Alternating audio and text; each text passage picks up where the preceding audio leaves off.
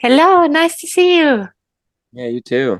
How was your last conversation? Inspiring. I had a call with an actor. We were talking about how it is to slip into different characters all the time and take them seriously as well. Did you have any interesting insights from the week or any discoveries? Something that I've been thinking about this week has been just the separation between our narrative and us interacting with that narrative. Hmm. Like the narrative is always playing and is constantly changing, and I choose to give certain thoughts energy. I let go of so many things on a daily basis that just pass by, and I process, and I'm like, not worthy, not worthy. And then sometimes I'll be like, this is the one. I'm going to give this thought energy. And then Cool. 10 minutes later, I'm thinking about that same thought, wondering, why is this still sticking around? Like, I don't want to be thinking about this. But Mm. I decided to give it energy in that first place. So I guess what I've been trying to do with this insight is just focus on what thoughts I'm giving my attention away to in the first place, Hmm. so that Okay. I'm investing the energy into the thoughts that I want rather than getting carried away. Not that I don't get carried away, but Yeah, it happens. but Um, yeah, it's interesting. Did you figure out why there are certain thoughts that you don't like or what it is that you don't like about them? So, do you feel tension or what do they do so that you want to get rid of them? Yeah, I guess it's not even so much that I want to get rid of the thoughts entirely. It's just that I want to be able to not listen to them if I want.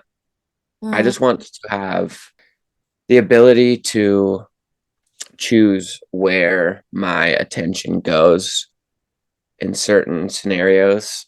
And I guess sometimes I act upon thoughts without like questioning them, for example. And so I'm catching myself in situations where it's like, whoa, I didn't like choose all the steps to get here. Now I'm here in this situation. Not that it's necessarily objectively bad. It's just I didn't necessarily choose to go down this path as I Yeah, wished to, or yeah. as I could have, I guess. And I've been trying to touch into that a little bit, and Hmm. yeah, basically turn down the volume of some of that narrative running through my head by learning how to not listen to it. And I don't win every battle, but winning some's a lot cooler than none. Yeah. Yeah. Could you figure out how to make these unpleasant thoughts or the thoughts that you don't want to give energy to quieter? Yeah, I like to remember that my thoughts are like a product of my past and how my brain thinks. My brain thinks it knows. It thinks that it knows what's going on based on what has gone on in the past.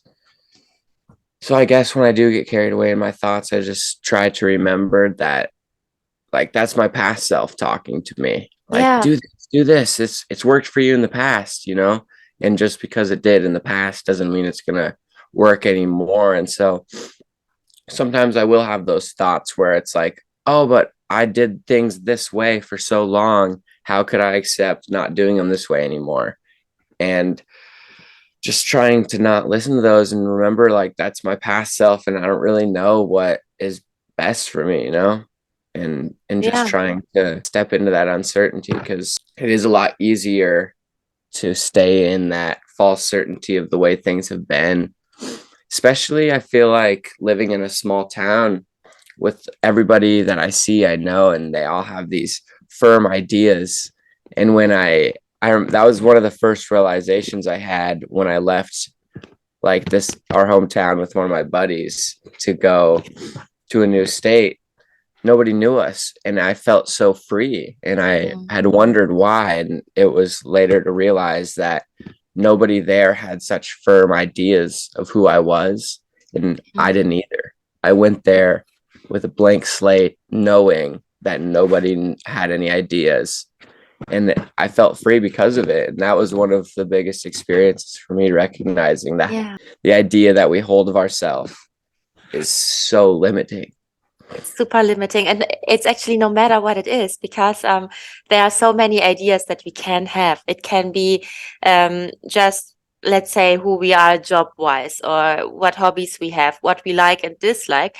And it also can be something like I'm a spiritual teacher, for example, or I'm a medium and stuff like that. What you currently hear a lot on TikTok, for example, or even on YouTube, everywhere on social media, probably. So people tell a story about themselves, which sounds very huge, or it sounds very powerful somehow. But I thought even this is super limiting, because what does this mean now? So if I say I'm like a medium or something like that, let's say that, yeah, because I just find the word funny. So let's say I'm a medium. So then what does it mean? That I need to always behave in a way that fits to this concept of being that. It is a very detailed thing, such a concept. So most things, I guess, happen subconsciously, that you think, oh, I cannot like this show on TV now because I'm a medium, so I cannot watch anything about atheism. Because what if you do like something that doesn't fit to your self concept? Yeah, and you don't want to accept it because then everything that you thought you knew about yourself has to be questioned as well. People don't want to go there. Or something that I've seen a lot of is just thinking things have been something for so long and not wanting to change because you feel like you've wasted time. We kind of talked about that last time. Like, Yeah. it's hard to accept a reality that you've been experiencing and realize that you don't have to continue experiencing it in the same way that you have been if you've been doing it for so long, because it feels like you've wasted so much. And it's hard, yeah, at least for me, harder to accept. And I see it with a lot of people as well. Yeah. Although, if you would accept it, you could restart and create a new identity just for fun. Some people say, who are you? I'm not going to start a philosophical talk when I have to introduce myself, but I struggle with that, because actually, when people tell me to introduce myself, I feel like I just woke up and somebody wants from me to introduce myself. And I forget who I am, what I want, what I like, what it's all about. And I'm just like, okay, so what do I tell this person now? So it all comes down to basics, like name. Okay, I know this one. What's my job or my purpose of being here right now to talk to this person? And probably where I come from or where I live or stuff like that. I'm really not happy with giving this kind of information because it doesn't feel real. I feel that. I think it's so funny because a couple years back, I would have all these crazy big plans and I would think so far into the future about what I was going to do. And I would talk to people about it. And everybody here had this idea of me of like this business oriented, gonna retire super early kind of thing. And then when that kind of all shifted away, when I Mhm. realized, when I got into my tiny house situation, I think we talked Yeah. about that too. Yeah, and that kind of all started to shift then. And I would run into people and they would just be like, oh my gosh, like, how's all that stuff going?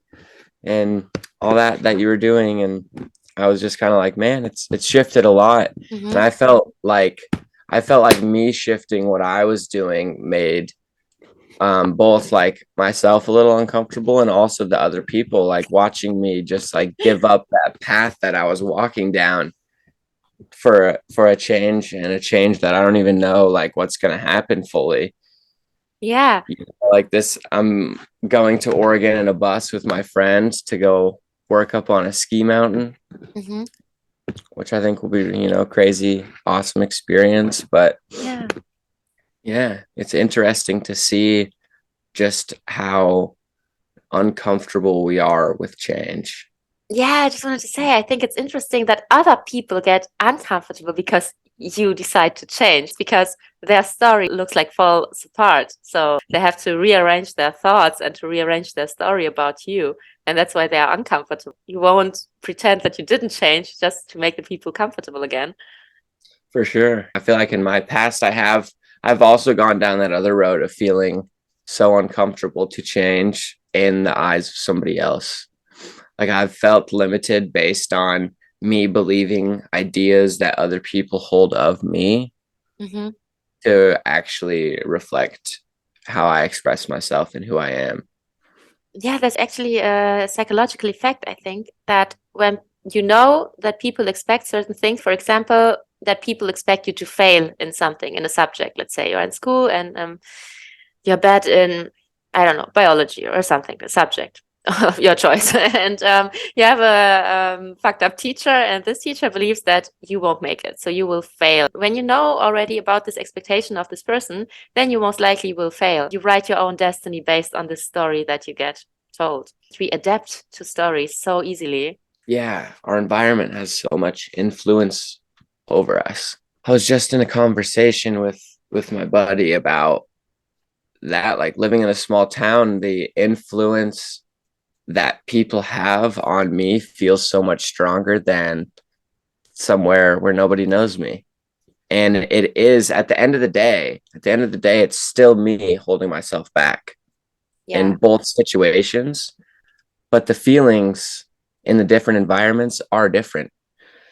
Like I was thinking about how I can stay here and I can still become slash embody who I want to be right now in all situations, if like in a perfect world, right? But sometimes I'm still working through those limiting beliefs of how people view me, how I view Mm. myself here, the relationship I have with this small town that I'm in. And when I go out elsewhere, that all dissipates. And there's like this week period where I don't feel like I am a certain person who does certain things. It's like a large gap of time where I can embody what I want to do then. And it feels really good. And it's not that it's not possible here. It's just that our environment does have influence over us, which I think Yeah. is just something interesting that I've also been thinking about. You don't have to move to grow. It's but it is more difficult, I feel like, to grow in the same environment that you've experienced your whole life. Yeah. Yeah, I think so. I mean, if you change your location and you go somewhere else, you will also meet new people, and these people will write a story, a new story about you. And when you change in 2 years, let's say, then this new story um, will be something that you will want to change. So it will always be a repetition of the same issue at the end of the day. So I think this is the core question, or the very right question to ask, how to change that in general. Because if you can change it where you are right now, so where people know you for so many years, then you can go anywhere. And then it doesn't really matter because it won't happen to you again that you feel caged because of that. That's interesting. I didn't really think about it through that longer term of staying somewhere and I guess building that identity because I haven't stayed in an alternative town for more than like a couple weeks. Yeah, yeah. Yeah, but yeah, that is interesting. I'm sure that you're right. I would run into that same issue. Say I stayed there 2 years, I would have this, yeah, persona that I play almost again. And if I was influencing change, it would probably be hard to leave. It would probably be hard to let go of all those ideas and everything. Yeah, that's super interesting. How do we navigate through that situation? How do we learn how to detach from wanting to create those personas for ourselves? Yeah, I think first of all, separate between what you believe to be your story and what you believe to be the story of other people, because I think this is also already mixed up sometimes, that you believe people think this and that about you, but probably it's not true. Probably it's just what you think that they think about you. So it's getting complicated. So maybe I would I would separate that. Um, or at least I would understand that whatever you think their story is still your story. So it all comes back to your perception of yourself, because For you sure. literally don't know what they are thinking. And yes, whatever they think is based on your old identity, yes. But I think that everyone thinks about themselves first. So people just think about themselves, just like you do. You're wrapped up in your own mind, and they are the same. So they are not thinking about you as much as you believe that they do. So probably they perceive a little bit, and even if you change and it will be uncomfortable for them, the amount of time that they feel uncomfortable is way less than what you believe it to be. And um, the rest of it is something that has nothing to do with you. Nobody can ever perceive you completely. It's impossible because there's always too much projection and reflection involved. So whatever they perceive is a reflection of themselves that they see in you. And whatever makes them feel uncomfortable is whatever happens within themselves. So probably if they see that you changed and they have difficulties with grasping it, it's because it reflects them something. So, for example, that they have problems with change or that they don't want to change or whatever it is. But there it gets complicated already because it's all in their minds. We all live in parallel universes to each other somehow. So it doesn't really happen in yours. I resonate with that a lot. That's something else that I find so interesting. We can find things in our environment that influence us. And doing that makes me think of how much more there is that is influencing us on like a moment to moment level that we aren't seeing, Yeah, but that we have blinders on. And we've just been, for me at least, I feel like a lot of my younger life was kind of just overinvestment and all of that. And I guess now I'm trying to bring it back to the awareness and see, and I'm seeing so much stuff that has thrown me down paths that I, like what I was talking about earlier, weren't necessarily my choice to go down. I've just gone down them, and now I'm trying to navigate through them. It's just like, well, I'm here and I have these things that come up. I have these situations that I guess I can't control that I'm in, but I can do something with, if that makes sense. yeah, Which, yeah, I find that I just want, yeah, we put so much attention into ourself, and I think that it limits us incredibly. Just we have so much potential, so much capacity to do things, and we put so much of that. We put like 99% of that energy into thinking about ourselves. hmm And I yeah, guess trying to turn down that energy to where I can, rather than always thinking about myself and myself in a scenario, I would rather put that energy into the scenario itself. We perceive things to be good or bad. I feel often relative to what has worked for us and what we think will work for us based on what has. And the reality is, we don't know. It's just crazy how much we think we know what is best for us in the yeah. situations. We just think we know, if I just experience these few things, I will be okay. Yeah, I make this experience very often with people that, for example, we plan something and I don't really plan too much. So when we say we go somewhere, we go on a trip or whatever. So I'm the last person who will plan something about it. So I'm always like, yeah, okay, oh, we go there. Yeah, fine. So do whatever you want. I'm just joining. So when I go with people, some of them have this talent that they always need to know before.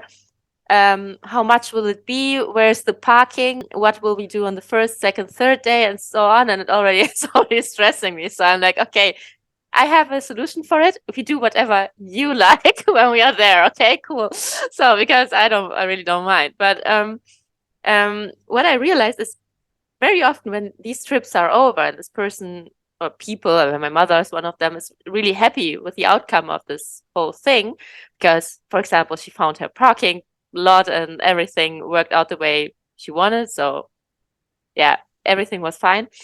At the end of the day, she says, "Ah, this was great. It was a great experience. I think it was perfect that we did it exactly like that and that we didn't go to the other place." And normally I don't even discuss that. So I just listen to that and I just think, how do you know? I mean, yes, it was a nice trip. So yeah, you had your parking lot and you knew where to park your car. I'm proud of you, but How do you know that this was the best option? It Yeah, was just because it was good, you assume that just because it worked out in your favor this time means that you think that it was best for you, that it was the best case scenario. yeah, and I When, just think there is another location where we could have gone, but there the parking lot was like, let's say, super expensive or far away or whatever. Maybe on the way there, I would win the lottery or something. You don't know. yeah, or you would have gotten out of your car at a different spot and there would have been someone to take you on some crazy local experience for the town that you were in, Yes, and it would have yes, completely shifted everything. And then your yes. entire trip changed in a way that you could have never even Imagine. conceptualized. Yeah. And I always think, how would you know that this was the best possible outcome? For me, it was a regular outcome, like nothing special. It was exactly like planned, but I'm not sure if I'm happy or if I resonate with it was exactly like planned. That's so boring. So why would I do something what I already planned, already happened in my mind? Why do I need to repeat it in the physical world if it already happened, you know? Yeah, I resonate with that a lot. Me and my friend are going on a trip in 2 days, actually, and I don't know where we're going, Mhm. what days we're gonna be at where we're staying on what days. But he's like, I got it, man. And I was like, Adventure. bet as long as we're good, dude, I'm here for the ride. Nice. Yeah, I mean, at least you have probably food and maybe blankets or something like that. So, Yeah, I feel full confidence that we can figure it out as we go.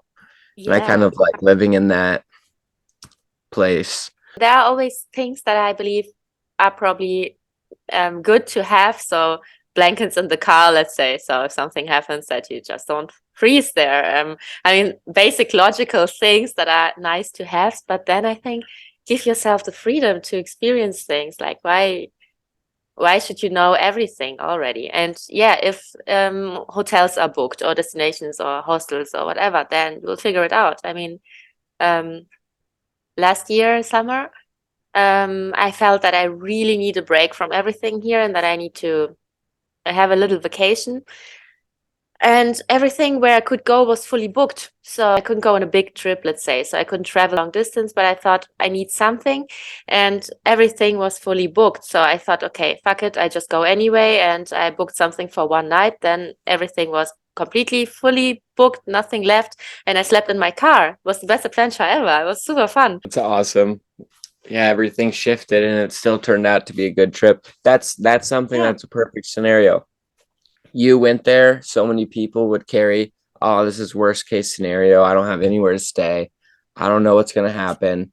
And then boom, there you are on the other end, speaking proof of, well, I still had a great time on that experience, even though it didn't go the way that I thought it should have or thought it needed to.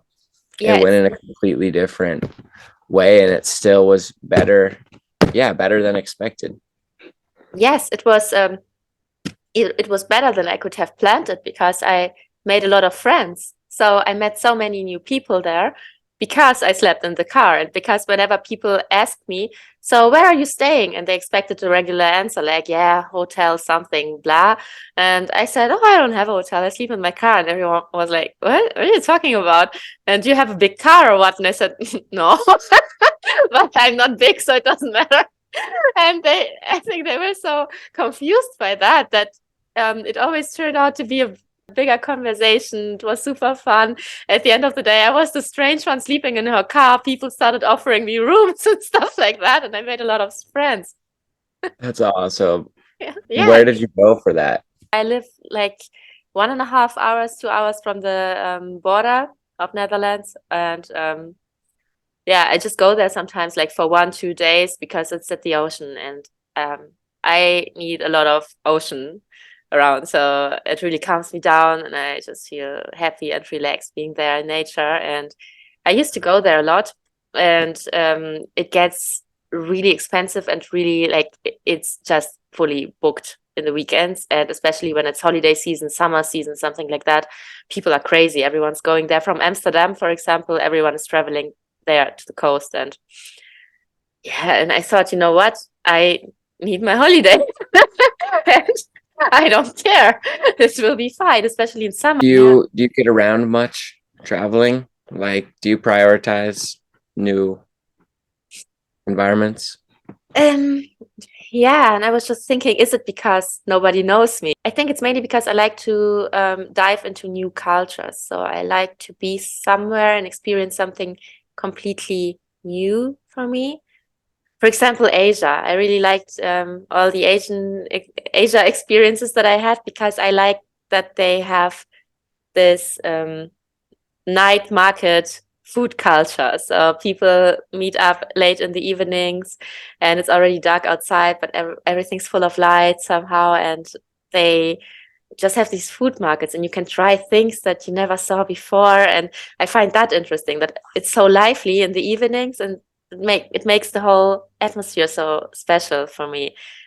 So I think I just like being in places and situations that I just don't know and they make me feel connected. I don't know why. It's super weird because everything's new, but somehow I feel a lot of connection in new circumstances. Me and my friend we bought a school bus, a mini Yeah, you school told me. bus. Yeah.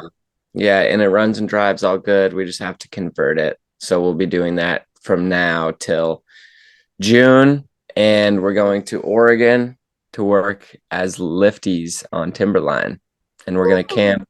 camp for 3 months in the bus. Did you plan to make some how-to videos when you will rebuild your bus or something like that? It would be Yeah. really interesting to watch that. For sure. Yeah, I plan to make a lot of bus content when we get it all Cool. started Yeah. up and we're fully indulged in that. Sometimes I find it difficult for me to, sometimes I feel creating content in those kind of experiences takes me out of the present, but I always Yeah. really enjoy the end result. I always love the product afterwards. That's something I've been battling with content. Like, I never am sad that I have the content created Hmm. and that I have this video that I can watch and look back on as a memory. Yeah. It's always such a comforting feeling and good to look back on that life experience. But sometimes it's difficult to pause and set up the camera. It's almost as if when I'm in the experience doing the thing and I have that thought, oh, I want to create a video. And Yeah. then when I do act on that thought and I do start creating it, I feel a little less present. And maybe that is because I'm focused on me doing the video rather than just creating the content because I want it. I'm not letting myself fully indulge in that experience because I'm carrying that idea that maybe when I'm filming, I feel less present. Yeah, so I get where this is going. So you are already observing yourself while doing that, and you kind of think, I could be present in this moment. Instead, I'm creating content about this moment. But I think the funny thing about this, Eckhart Tolle once said it, when you recognize that you are not present, you are actually present. Because Yeah. the moment when you observe yourself is when you are the observer. So you are present in that moment. Yeah, wow. That's powerful right there. I feel as if when I'm in those scenarios and I'm having those insights, I really enjoy it. And then I pull my phone out to create the content. It's almost like I have a fear of pulling myself out of that headspace. And because of that, I'm not letting myself fully indulge in the content creation aspect, even though it's not that I don't want to create the content because I definitely do. It's just holding that idea of while I have that phone in my hand. You judge yourself because you think you can't have more of this in that moment. But if it's fun what you are doing actually, so if you enjoy doing whatever it is, I think we don't need to think if there would be a more fun way to experience that moment because you are already enjoying it. You also have your own realizations and you also discover something just from another perspective. So it's not like something is better or worse, I think. It's more like which perspective do you choose? And it can vary a lot. So you can next time in the same or similar circumstances make another choice and say, this time I want to film it, or this time I won't. But just because you want to see a similar situation happening from a different perspective. I relate to that in the way that sometimes when I am creating a video, I will have that insight that I would like to express, and I go to express it, and sometimes I will not express it in a way that I would like to, or feel like my thoughts were a little bit different than the words that I said in the video. Mm-hmm. So then I'll reshoot the video and re-express the insight fresh. And oftentimes when I create content in that way, I will be expressing the same insight the entire time. And as I'm creating the video, it gets deeper and deeper and deeper and deeper because I'm saying it so much. And so, but when I say it slightly differently in different portions of like the sentence, that I'll have like new words that further, like that point more towards the direction to make me see it a little bit more clear. Maybe words is one of your weapons of choice in general. Like maybe through words or through choosing different kinds of words for the same thing, you go deeper into the experience. And this is how affirmations work, for example, that you find the words that resonate with you and you brainwash yourself by using these words. I do it all the time. And there are words that just feel good and words that probably don't. And what kind of affirmations do you implement into your life? Yeah, I write them myself. Every time when I feel something is annoying, for example, an annoying thought, when I think about it, past. I don't want past now, I want now. So how to be now, meditation or affirmation. Affirmation would be, what do I want now? Or what feeling do I want to establish right now? So what do I need? I need words. What words resonate with me? I write different words, then the ones that click with me, I use them and they go straight in. It's like energy that's just like I feel it extreme. And I repeat it 1-2 times. Sometimes I do it several, like a couple of days. And it's refreshing. I brainwash myself through my own words that resonate most with me so much. And it can be for me, for example, in different languages. It can be German, can be English, can be Russian. So I can choose whatever and then just talk to myself. I've had this, like I've experienced something where I guess I've found a waste of energy spending time being like, just like reinforcing sadness over a certain situation that didn't work out the way that you wanted to. It's like I've seen it as I can spend the time and energy being sad, or I can spend the time and energy moving forward, because regardless, at some point of the process, I'm going to let go and move forward. You know, I can sit and stoop for those a day, a week, a month, 3 months, a year. But at the end of the day, eventually, at some point, most likely, most people are going to have to let go and move forward. And so I've been trying to be able to put that energy and time into moving forward rather than stooping on what happened and all of the past experiences I've experienced.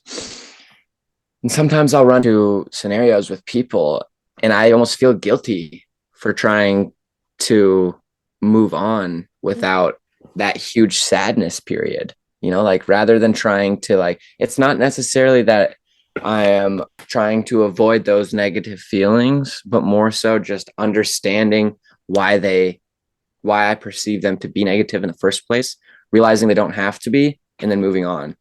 Because I see it as it can be a quicker process if you want it to be, but it's also totally fine to get carried away in those feelings. But yeah, have you experienced anything like that? Do you feel like you are able to sometimes move on from an experience quickly? And do you ever experience like questions with that?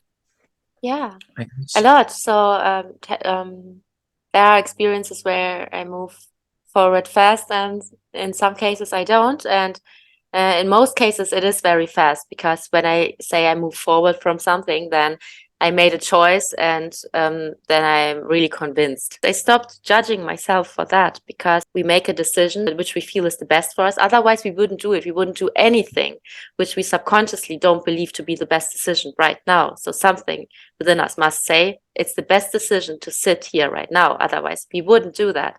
So we can accept that we are doing it, and this is our free will to do that, or we can judge ourselves for it.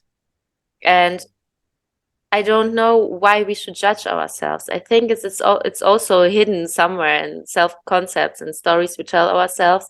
For example, like be more empathic with other people or feel their pain or whatever. But the fact is you never know what another person is truly experiencing by using your mind.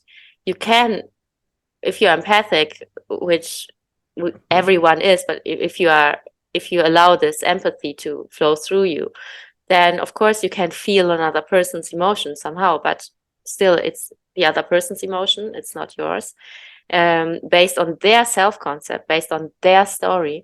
And if their story triggers them to experience something in a negative way, it has nothing to do with you. We don't need to necessarily take on the responsibility to, like, I guess, be that. We don't have to take the responsibility on to always be feeling those certain feelings for that person, almost, just because Yes. then that's almost like another thing that we carry about ourselves. Well, I'm the person that does those things. And then once again, we're limiting ourselves from experiencing and having, different experience if we're always putting ourselves into those situations to where I guess we're just trying to, I don't want to say help, because I don't necessarily think there's anything wrong with always being in a state where you can help, but I guess just feeling like you have to sometimes can limit us. I feel like sometimes you don't always have to help, and sometimes you can take that space and relax if that's what you want to do. And I don't think there's anything wrong with that. Like we can grow from not going all the time. For me, I feel like I always try to go, and sometimes the lesson that I need to learn is that I don't have to. I can sit and Yeah. have a relaxing day and just mellow out for the day. And sometimes that's the best. Yeah, sometimes I find the most insight in that. Of course, we all try sometimes to take responsibility for other people, and it is impossible. It's a nice thought somehow, it's a nice concept, but how would you do that? Because you didn't see or experience life through the perspective of another person. You cannot. So whatever makes another person feel miserable about themselves, about a situation, it's not because of the situation itself. It's because the situation triggers something in them.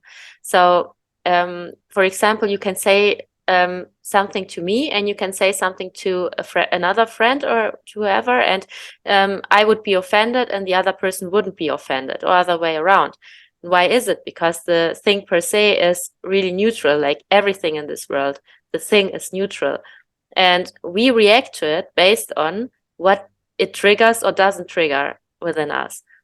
So who's responsible for my triggers? My story. It's not you. So whatever you do has nothing to do with how I feel. Yeah, that's super. That's some brain food right there. Yeah, wow.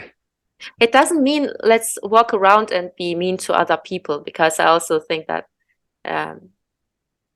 probably it makes more sense to be loving and compassionate with each other, and spread an energy that we also would prefer to receive. Like, what just recently happened, I think yesterday, someone was kind. Someone said something really nice to me. I don't even remember the positive thing that it was. It was something. I don't know. I remember the thing. That's so strange. I remember that it made me feel so happy, that I was like really excited about something. What was it? I don't remember. There was something. I was extremely excited about it. And the first thing that I did, because I was just on my phone in that moment, and I just jumped in a random live video, and I put some hearts and liked it, and I left. thought, okay, that's so cool because positive things and positive reactions make me do that. And it's not just me, it's with all of us. So if something positive happens, then we just want to spread that. And I mean, this is what we want. No, we want to have to be in a good place. And so the idea would be to treat everyone with love and compassion. And this is enough. You don't need to take responsibility and to go deeper into the whole thing and to overthink it. I think it's enough. And sometimes the most loving thing is to also leave people alone and to let them rearrange their thoughts, to give people the time and space to just be. Yeah. I was just thinking about what you were saying.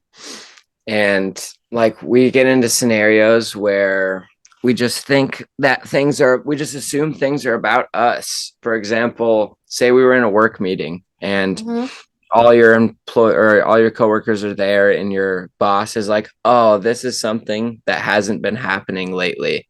Most of those people there are going to are they talking about me?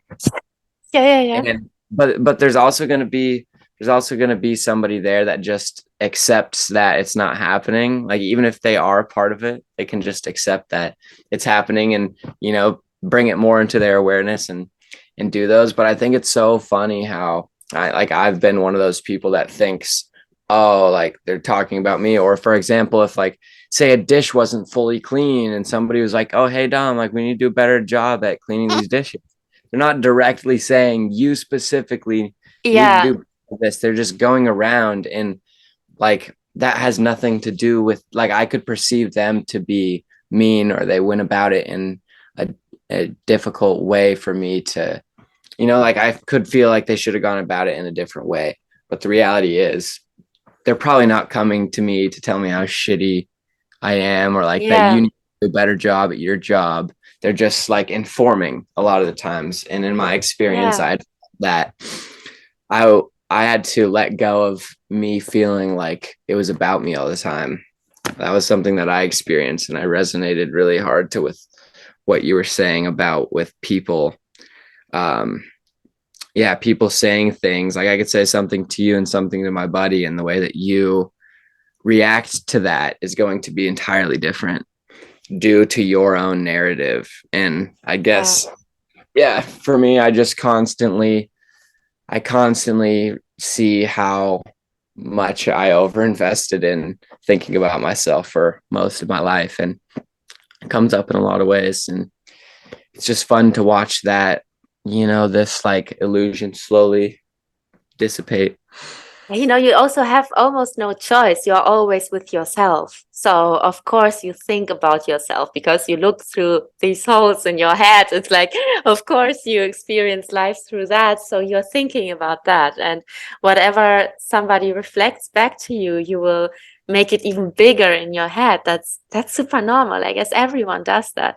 But the moment you realize that you do it, I think this moment is very powerful because this is the moment you can make the choice to make the thing bigger than it is or to give it probably less relevance and to just relax. Because even if it was all about you, so what?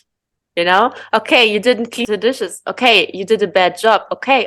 And then, Yeah, so and what? then what? Even if, Now you exactly. can clean the dishes a Yeah. little bit better, and then you won't have to deal with that anymore. Even if it was all about you. I mean, you know what? Actually, yes, maybe it is all about you because you are living in your headspace. So whatever happens, whatever you see, every experience, every symbol that you see, you can think it's all a symbol from the universe. It's everyone's thinking about me. Everything is just about me. Yeah, you can think like that, and it wouldn't be false because it's your universe. It's your perception of everything. You're living in your own world. So in this world, everything is indeed about you. But you can also decide to see it in a different way. And you can also decide that even though it is about you, you just don't care because you can, because it's your world. Yeah. Yeah, and with that, I need to leave Yeah, this was a already. great end. Yeah.